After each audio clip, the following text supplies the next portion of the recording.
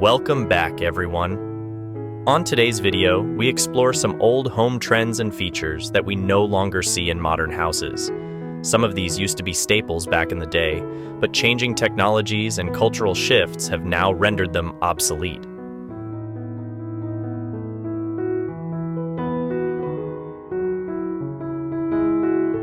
Ice boxes. Prior to electric refrigerators, ice boxes were the main means of keeping food chilled and preventing spoilage. Most were made of wood, or lined with tin or zinc, insulated with cork or straw. Popular styles included freestanding floor models and wall-mounted cabinets with lift tops or fronts that opened outward. A large block of ice was placed inside, usually delivered regularly by an iceman. As the ice melted, water would drip through a drain pipe. Ice had to be replenished frequently, sometimes daily in summer. Food was stored on raised racks to keep it out of the cold water.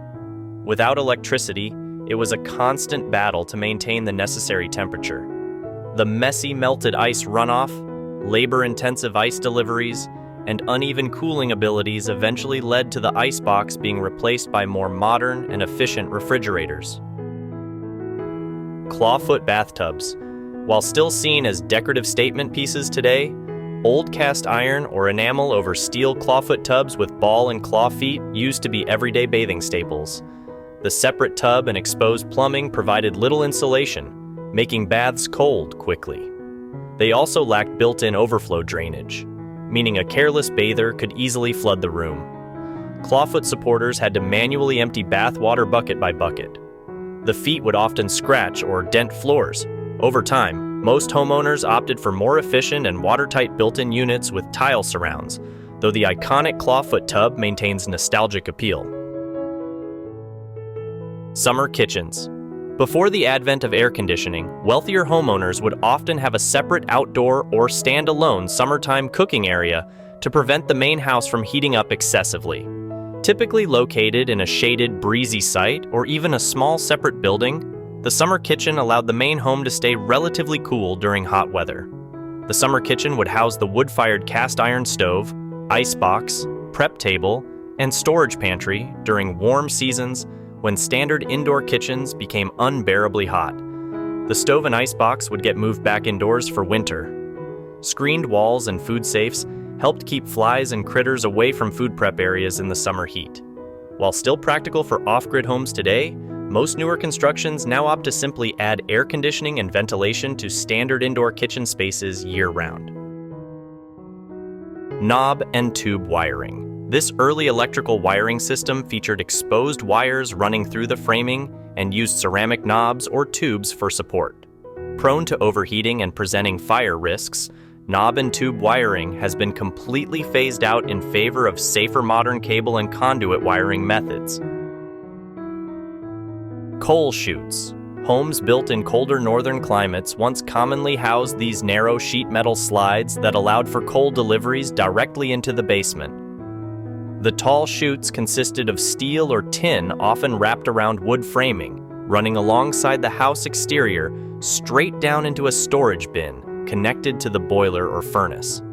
Coal delivery men would shovel the heavy black chunks down the chute, sending a billowing dust storm into the basement. Homeowners had to routinely clear excess coal dust and ash from around the furnace.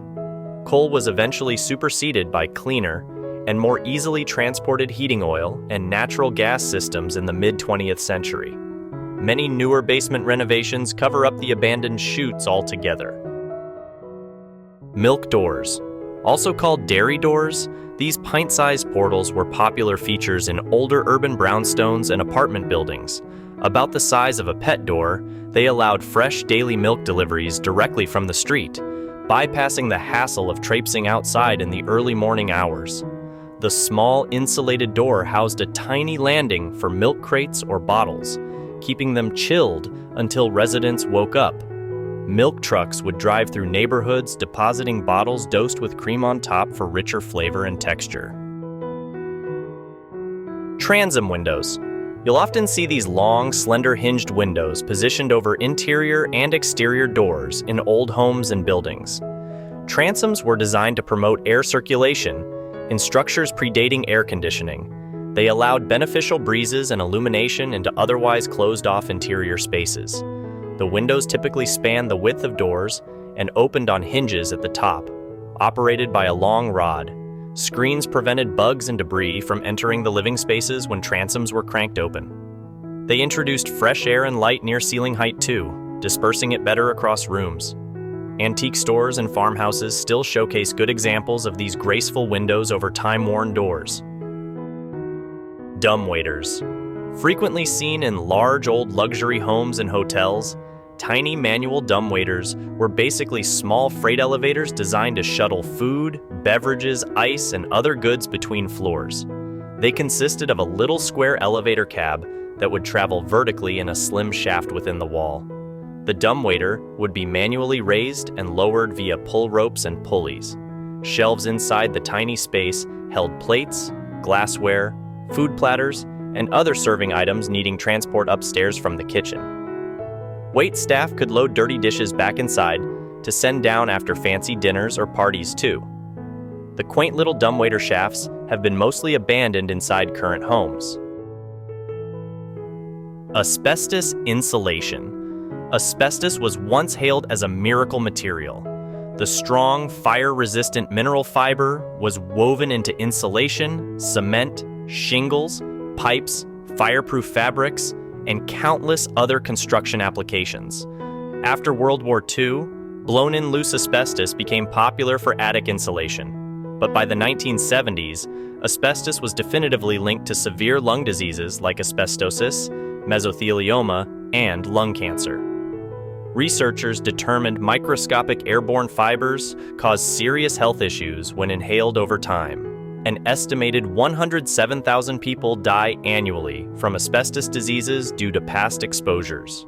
It serves as a sobering reminder of how even wonder materials can carry unintended health consequences. There you have it, many of the formerly common home features that we've largely left in the past. What outdated or hazardous home staples can you think of that I missed? Let me know in the comments. And as always, thank you for watching.